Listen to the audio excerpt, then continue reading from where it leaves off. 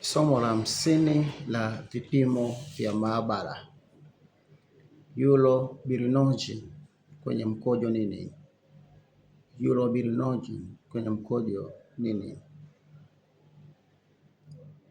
Urobilinogen ni nini?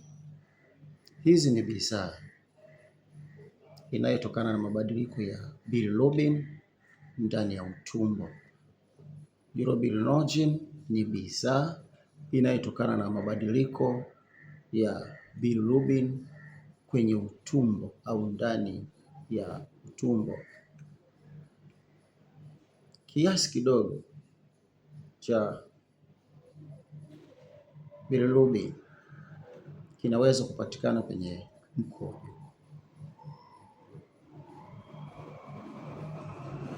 Urobilinogen inaweza kuongezeka, inaweza ikapanda, inaweza ikawa juu kwa sababu kubwa mbili zifuatazo. Kwanza, baadhi ya magonjwa ya ini. Kama nilivyosema, kuna magonjwa ya ini na kuna matatizo ya ini. Tutajifunza tofauti hizi vizuri, masomo machache sana yako mbele.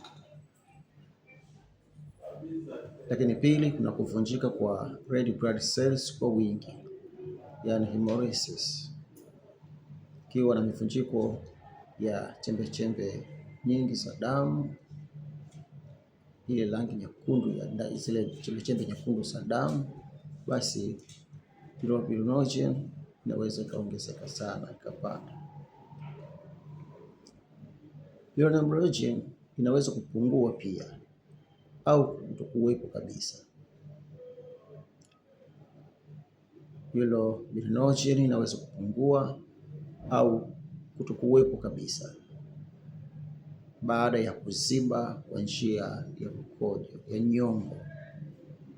Kama njia ya nyongo imeziba, basi na uwezekano mkubwa wa urobilinogen ikapungua au isionekane kabisa. Tutajifunza somo hili la nyongo na lenyewe huko mbele ya safari.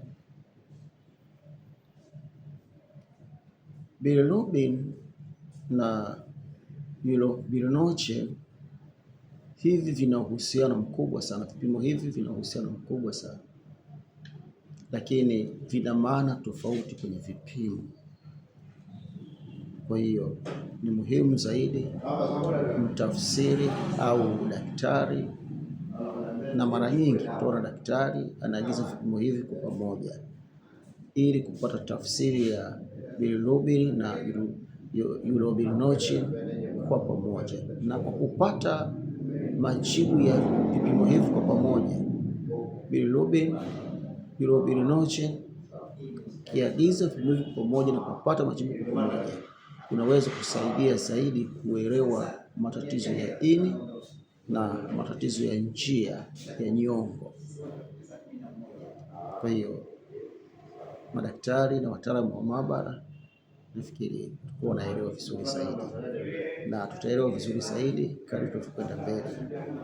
Basi usiache kunifollow, usiache kulike, usiache kucomment, tujifunze kwa pamoja.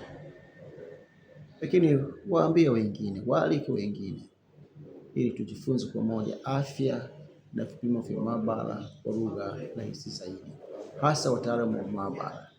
Mungu akubariki sana.